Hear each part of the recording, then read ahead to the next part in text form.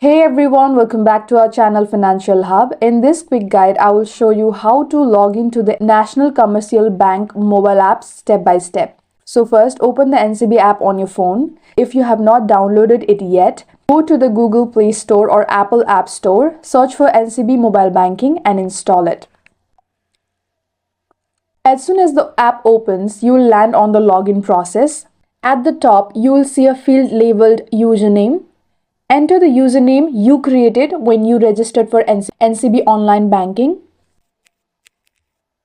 Next, enter your password in the field just below. Make sure everything is typed in correctly. To the side of the password field, there's a show icon. Tap it if you want to see what you have typed. And if you want your password to be saved on this device, just tap on Remember Me. If you have forgotten your password, then just tap on Forgot Password and follow the recovery process using your registered mobile number or email.